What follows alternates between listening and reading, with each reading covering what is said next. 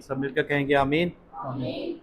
आए कलाम कलाम की ताज़ीम में खड़े हो जाएं और इफ्सियों के नाम लिखा गया खत, उसका चौथा बाब, उसकी 11वीं आयत से हम 14वीं आयत तक अपनी रहनुमाई के लिए पढ़ेंगे। इफसस की कलीसिया के नाम लिखा गया पौलुस रसूल का खत, उसका चौथा बाब, उसकी 11वीं आयत से यूँ लिखा है, और उसी ने बाज़ को रसूल और बाज़ को नबी और बाज़ को मुबशर और बाज़ को चरवाहा और उस्ताद बनाकर दे दिया, ताकि मुक़द्दस लोग कामिल बने और खिदमत गुजारी का काम किया जाए और मसीह का बदन तरक्की पाए, जब तक हम सब के सब खुदा के बेटे के ईमान और उसकी पहचान में एक ना हो जाएं और कामिल इंसान ना बने, यानी मसीह के पूरे कद के अंदाज़ा तक ना पहुंच जाएं, ताकि हम आगे को बच्चे ना रहें और आदमियों की बाजीगिरी और मकारी के सबब से उनके गुमराह करने वाले मंसूबों की तरफ हर एक तालीम के झोंके से मौजों की तरह उछलते बहते ना फिरें। कलाम मुक़द्दस के पढ़े सुने जाने पे खुदावंद की बरकत हो, आमीन। आए खुदा के कलाम को, खुदा के बंदा को वेलकम करते हैं ताकि हम खुदा के कलाम को सीखें।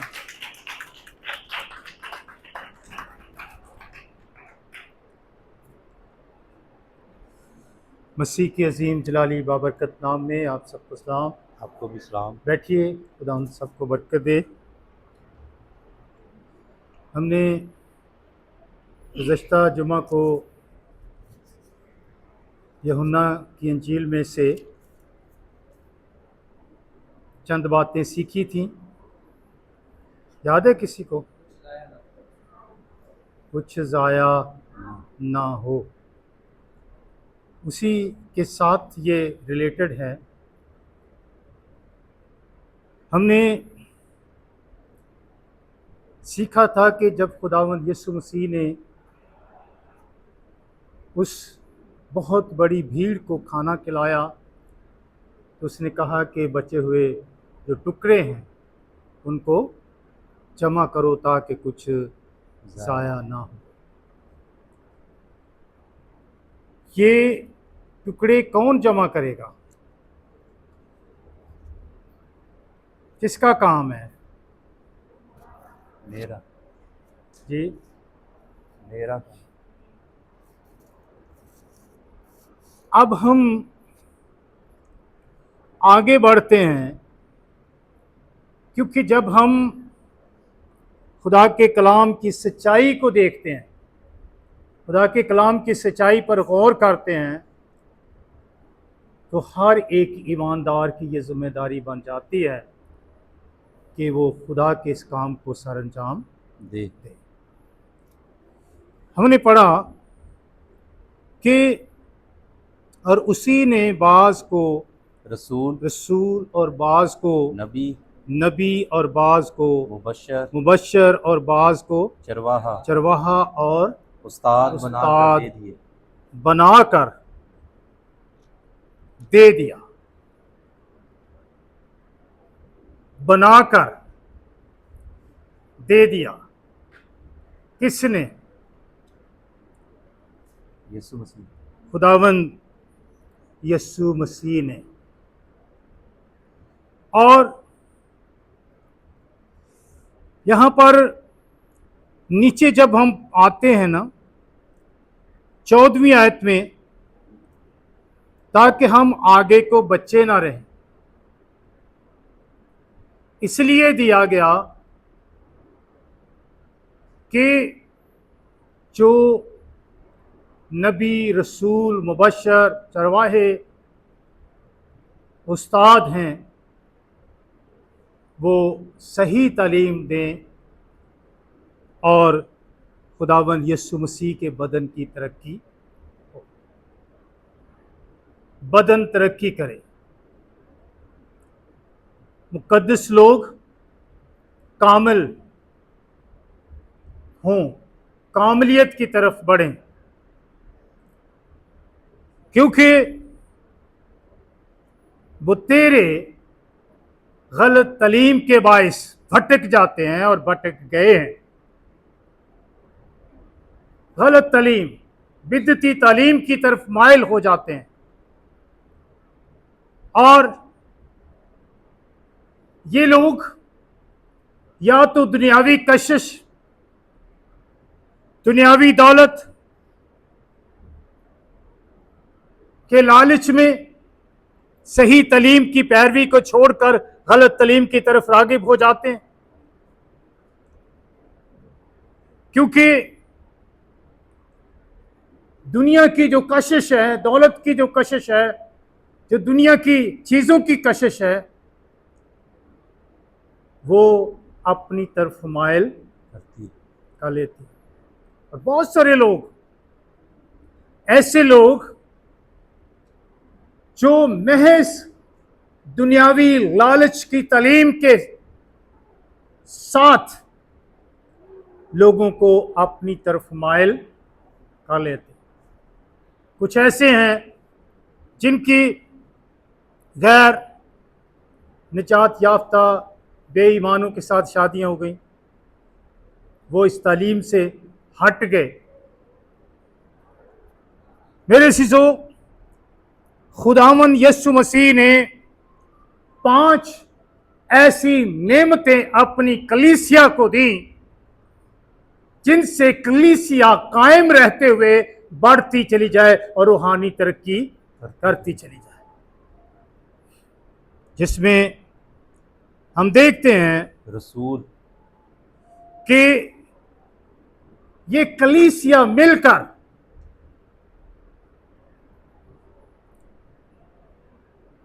एक पुख्ता, एक मजबूत कलीसिया जो है वो कायम होती चली जाए, तामीर होती चली जाए।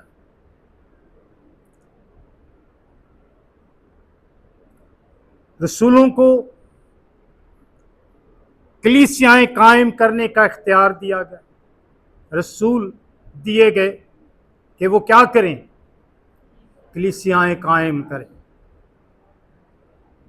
कलीसियाएं क्या करें, कायम करें। उन्हें ये इख्तियार मिला है कलीसियाएं कायम करने का। जैसे पौलुस रसूल ने कितनी कलीसियाएं कायम की, इस तरह और रसूलों ने कितनी कलीसियाएं कायम की। हम में से जिनको खुदा ने इस नेमत के साथ चुना है, उसका काम है कि वो कलीसिया को क्या करे, कलीसियाएं कायम करें। और फिर वो उन लोगों को मुकर्रर करते हैं जो आगे कलीसिया की खिदमत के लिए बुलाए गए हों, ताकि वो कलीसिया की क्या कर सकें, खिदमत कर सकें। नबी वो हैं जो खुदा के इरादों को मालूम करके कलीसिया को क्या करते हैं, बताते। कलीसिया तक खुदा की आवाज को, खुदा के इरादा को पहुंचाते हैं, ताकि वो खुदा की पाक मर्जी को जान और समझ सकें। फिर मुबश्शिर, इवेंजलिस्ट, जिनके पास बहुत बड़ी जिम्मेदारी होती है। कुछ लोग मुबश्शिर कहलाते हैं, मुबश्शिर बन जाते हैं, लेकिन जिम्मेदारी का पता ही नहीं होता कि हमारी क्या जिम्मेदारी। इसलिए उन्हें बहुत बड़ी जिम्मेदारी सौंपी गई है। खुदावंद यीशु मसीह उन्हें बहुत बड़ी जिम्मेदारी सौंपते हैं कि वो अंजील की मुनादी करते हुए और बेईमानों को तौबा की नौबत और निजात तक पहुंचाते हैं।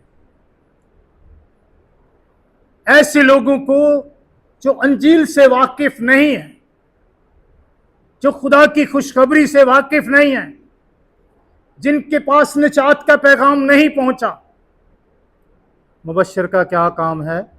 वहाँ तक जाना, उन तक ये पैगाम लेकर जाना, जाना, ताकि लोग तौबा करें, लोग कबूल करें और खुदावंद की पाक मर्जी को क्या करें? पूरा कर। जानें और निजात पाएं, निजात के तजर्बे तक पहुँचे। फिर हम देखते हैं बाज उस्ताद चरवाहा, चरवाहा। मैं उस्ताद की बात पहले करूंगा। उस्ताद, उस्ताद का क्या काम है जी? उस्ताद सिखाता है।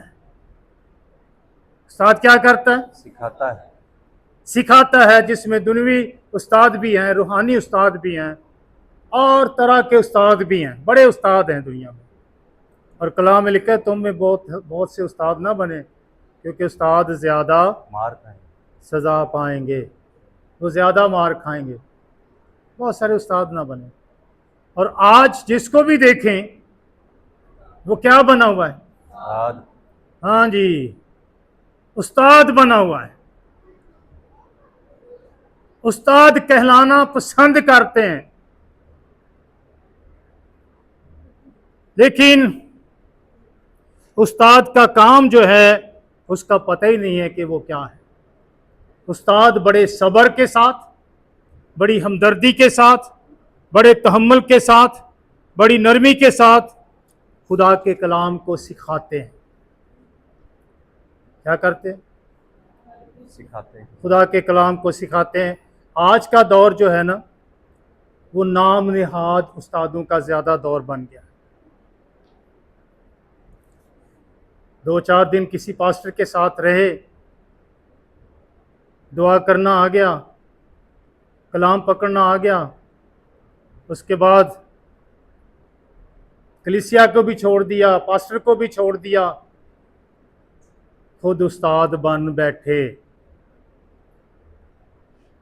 जबकि सीखने की ज़रूरत है। जब खुद ही किसी ने नहीं सीखा तो आगे किसी को वो क्या सिखाएगा? इसलिए उस्ताद की जिम्मेदारी भी बहुत बड़ी होती है। जिम्मेदारी है। फिर पासबान या चरवाहा या पास्टर जिसको हम कहते हैं, उसकी जो पासबान होता है वो माँ बाप की मानद होता है। किसकी मानद होता है? माँ बाप, माँ बाप की मानद।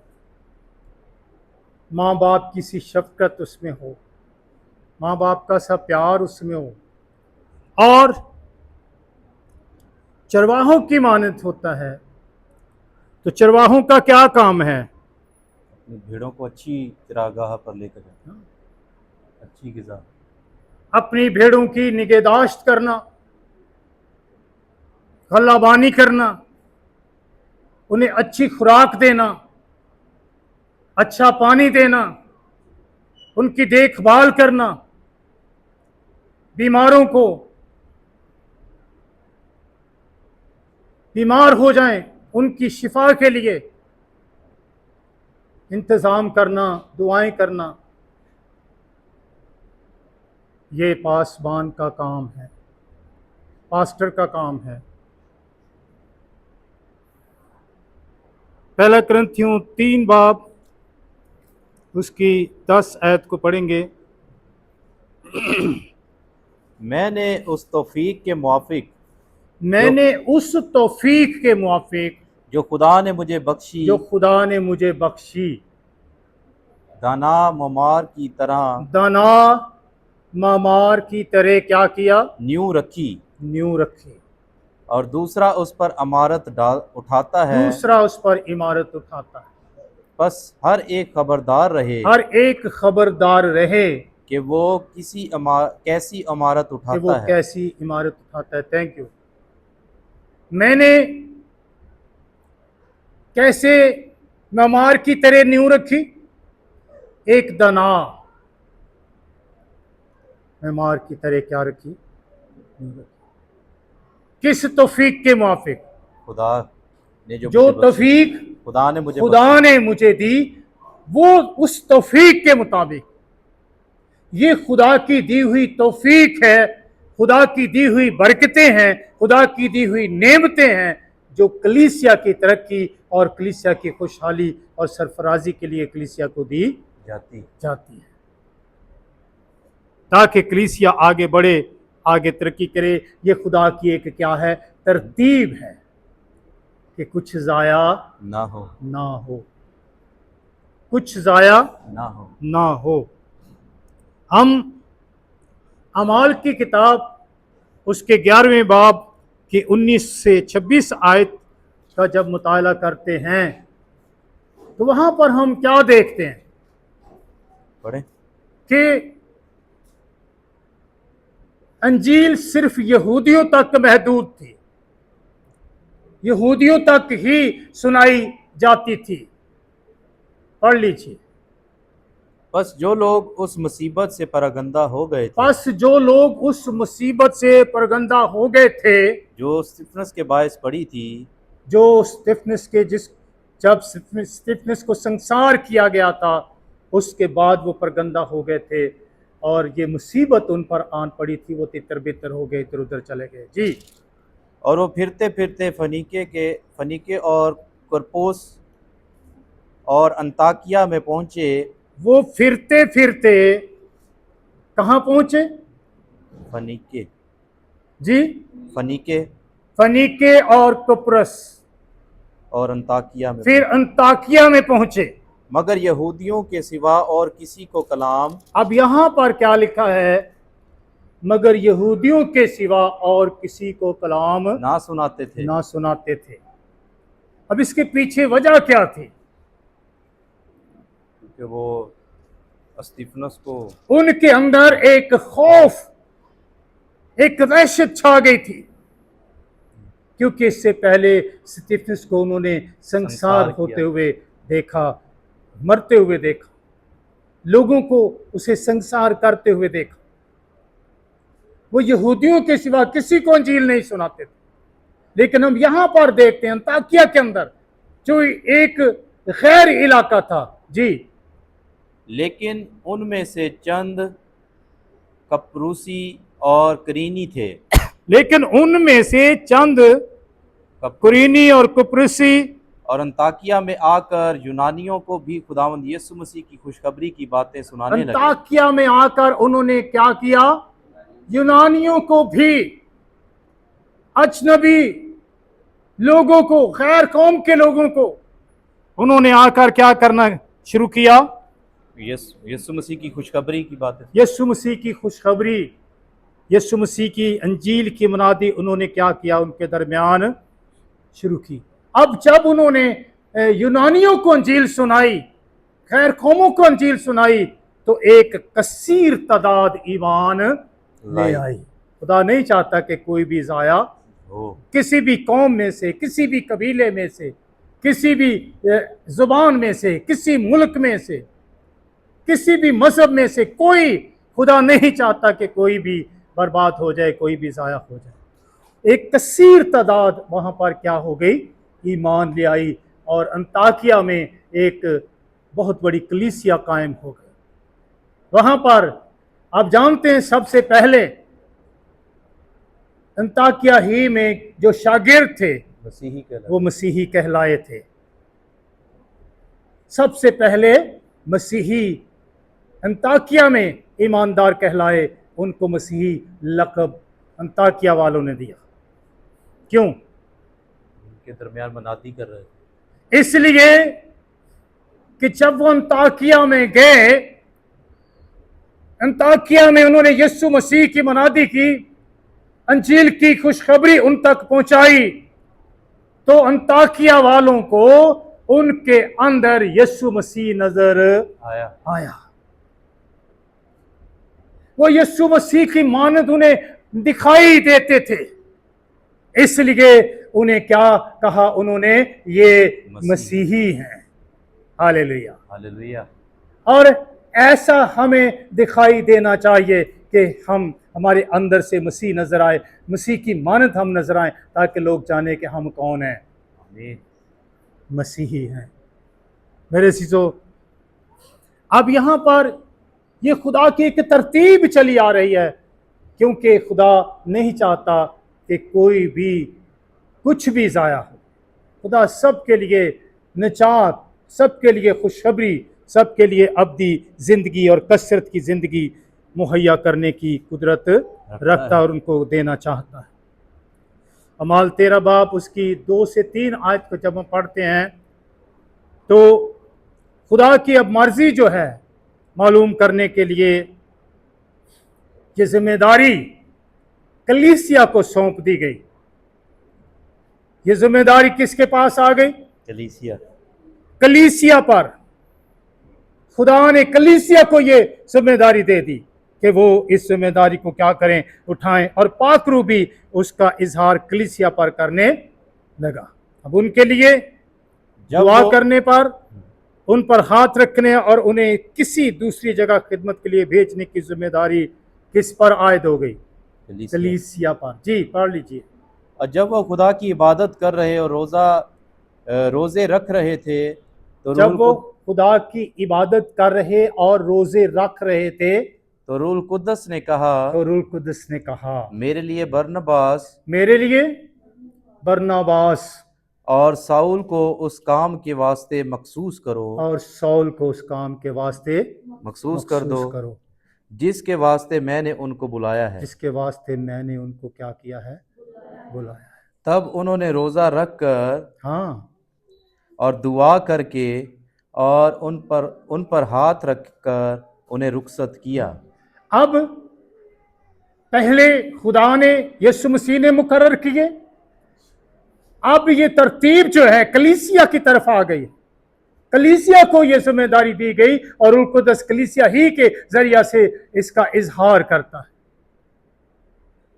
और फिर कलीसिया ने मुकर्रर किया उन लोगों को जो आगे खुदा की खुशखबरी लेकर जाएं, मुनादी के लिए जाएं।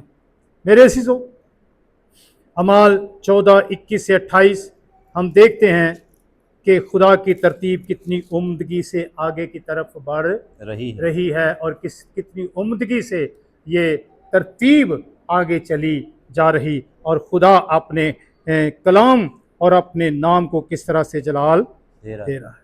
और वो उस शहर में खुशखबरी सुनाकर, हाँ, और बहुत से शागिर्द करके लुस्त्रा और अकुनीम और अंताकिया को वापस आए। अब यहाँ पर देखें, वो गए, उन्होंने भेजा, रूह ने कहा कि इनको मुकर्रर करो, भेजो। उन्होंने रोजा रखा, दुआ की, उन पर हाथ रखे, उन्हें ब्लेस किया और फिर उनको क्या किया? रवाना किया। वहां जाकर उन्होंने क्या किया? मुनादी की, शागिर्द बनाए, मुनादी, खुशखबरी सुनाई, कलाम सुनाया, और कलाम सुनाने के बाद बहुत से शागिर्द, हालेलुया, बहुत सारे शागिर्द वहां पर बन गए। बहुत सारे लोगों ने खुदावंद यीशु मसीह को कबूल किया और वो वापस आते हैं, अंताकिया में जाते हैं और फिर वापस आते हैं। बहुत सारे शागिर्द करके वापस आए, खाली वापस नहीं आए कि जी असी गए, असी किराया भाड़ा खर्च किया, सारा कुछ खर्चा करके वापस आ गए, बनया कुछ नहीं, कख नहीं, बल्कि वो बहुत सारे शागिर्द वहाँ पर बना कर आए। वहाँ पर हम देखते हैं कि फिर जब वापस अंताकिया में आते हैं तो फिर आकर फिर वो लोगों को वहाँ पर जो शागिर्द थे, जो खुदा के बंदे थे, उनको वो काम बताते हैं जो काम खुदा के रूह ने वहाँ पर किए। वो शेयर करते हैं एक दूसरे के साथ। तो क्या हम ऐसा करते हैं? कहीं जाते हैं, किसी को कायल करते हैं, कोई खुदावंद की तरफ आता है, उसको खुदावंद के पास लाते हैं, तो क्या हम शेयर करते हैं? या कोई आया ही नहीं अजय तक साढ़े बसे?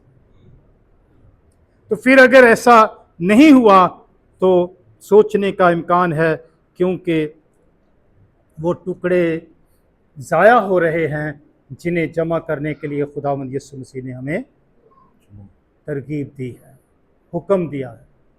सो मेरे अज़ीज़ों, रसूल एक जगह से दूसरी जगह जाते हैं और हर दर्जा के लोग निजात पाते, हर दर्जा के। ये नहीं कि चंगे चंगे जड़े वही निजात हर दर्जा के, छोटे से लेकर बड़े तक, अमीर से गरीब तक, बादशाह से गुलाम तक, हर दर्जा के लोग क्या कर रहे हैं, निजात निजात पाते हैं। रसूल हर कलीसिया में बुजुर्ग मुकर्रर करते हैं, वो वापस अंताकिया में आकर कलीसिया को जमा करके सब कुछ क्या करते हैं, उनको सुनाते हैं, उन्होंने बयान बताया जो खुदा ने इस अरसा में किया।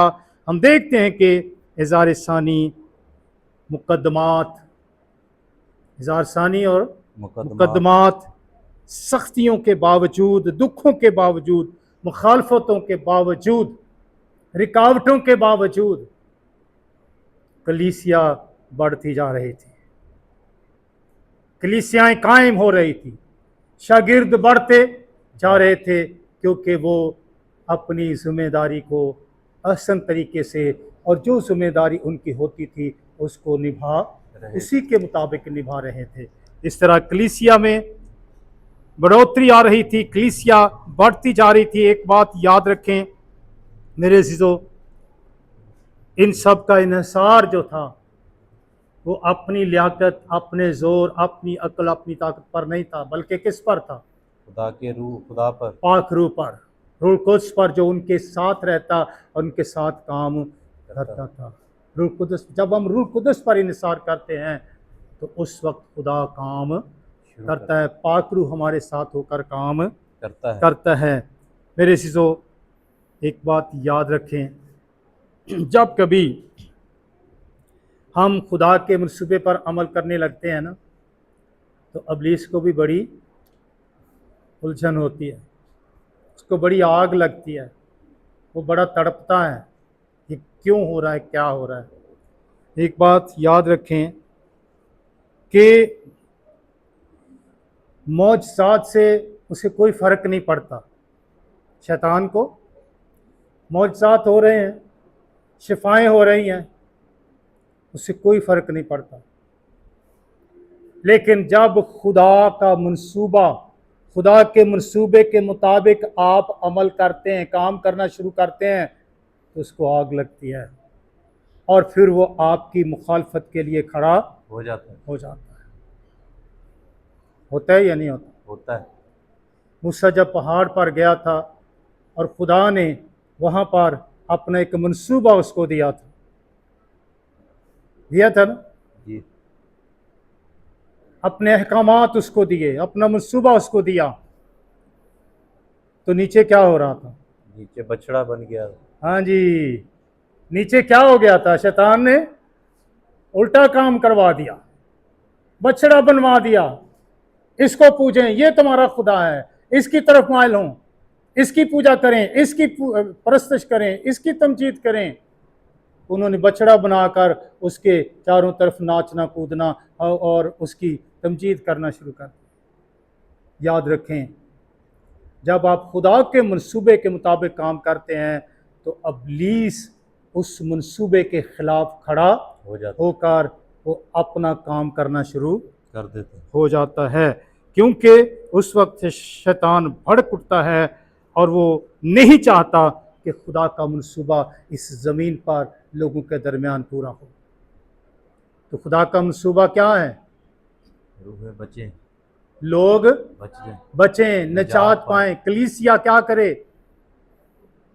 तरक्की करे, यीशु का बदन तरक्की करे, मुकद्दस लोग कामिल हों, यीशु के कद के अंदाजा तक पहुंचें। लेकिन वो क्या करता है? जब हम उसके मंसूबे के मुताबिक काम करना शुरू होते हैं तो आगे मुखालफतें खड़ी करना शुरू कर देता है। स्टीफनस की तरह वो खड़ा हो जाता है मारने के लिए, जैसे स्टीफनस को संसार किया गया और रसूलों को मारा गया, कैद में डालने के लिए तैयार हो जाता है। इस तरह से वो अपना काम करता है ताकि खुदा का मंसूबा क्या हो जाए? रुक जाए। खुदा के मंसूबे पर काम करना लोग छोड़ दें, और बहुत सारे जो रूह से खाली होते हैं वो वाकई छोड़ देते हैं, वो उस तालीम की तरफ माइल हो जाते हैं जो और तरह की तालीम, आदमियों की तालीम होती है, और इस तरह से फिर वो खुदा की तरफ से अपने आप को अलग कर लेते और शैतान के कब्ज़े में अपने आप को ले आते हैं। सो मेरे अज़ीज़ों, खुदा जब हम अमाल की किताब का मुताला करते हैं तो ऐसे हालात में, जब ऐसे हालात पैदा हो जाते थे तो कलीसिया क्या करती थी?